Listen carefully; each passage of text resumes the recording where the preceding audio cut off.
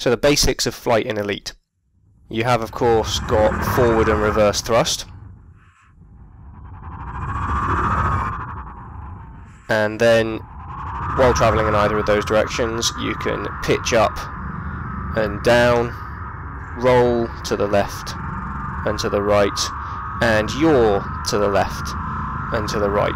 Yaw's a lot slower than pitch and roll. That's a decision made on purpose by Frontier's development team. What they're expecting is if a target is off to one side, they expect you to roll until it's above or conceivably below you, and then pitch to get it in view. They don't want you to yaw for anything except for minor corrections. They've said that this isn't going to be changed, so if you have a major issue with it, then probably this isn't the best game for you.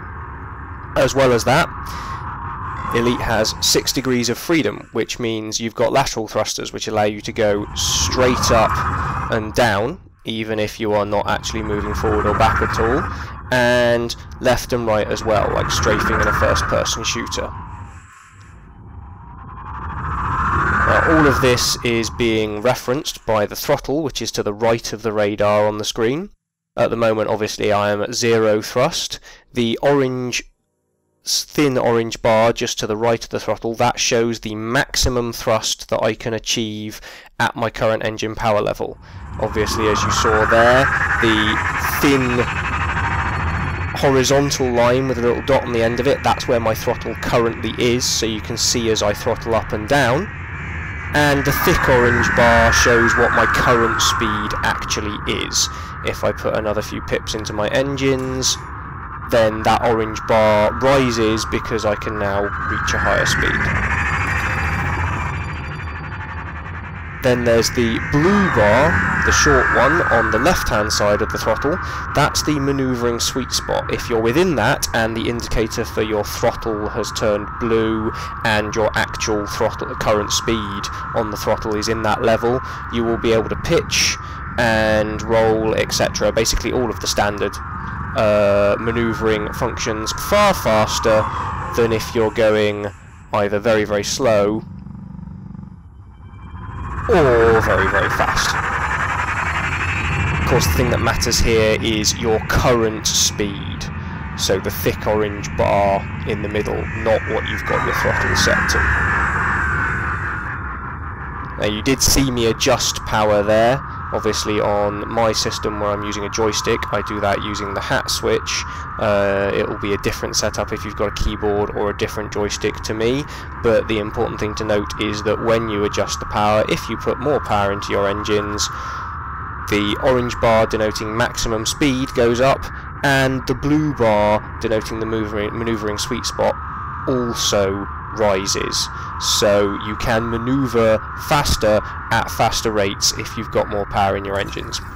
Also, if you pull back as hard as you can and also engage the lateral thrusters to push up on the underside of the craft, as I am doing at the moment, that gives you a slightly faster pitch than if you just pull up on its own. As well as that, there is a boost function, which gives you a sudden burst of speed, which then gradually degrades back down to your maximum. There is also a flight assist off mode, so at the moment I'm flying with flight assist on. If I set my speed to a certain level and take my hand off the controls, if I just pitch up for a bit with my hand on the controls and then take my hand off, I start travelling in a straight line, and the ship will try and get me to that point where I'm travelling in a straight line. If I turn flight assist off and then pitch up in the same way, I then let go of the controls, but I keep spinning, and I'm getting dangerously close to that station. Bear with me a second. But that's the idea behind flight assist off. You turn flight assist off, any movement you make on the stick or your control system continues to occur until you apply an equal counter thrust. So I am not touching the joystick here, I have actually zeroed my throttle, so I have no rear thrust. I am continuing to fly backwards and spin end over end until I just apply a counter thrust like that to line myself back up. But I'm still flying backwards because I haven't turned on my rear thrusters. As soon as I enable flight assist again, it activates to bring me to a stop. The advantage of flight assist off for boost is that if I boost with flight assist off, I then maintain the fully boosted speed. Now, I am only playing in beta 106 at the moment. There have been rumours that that's going to change for beta 2, and I'm going to have to redo this video. Basically, it may well be that flight assist still degrades your boost speed back to your normal maximum speed, but it does it a lot slower, so there will still be an advantage, just not as much.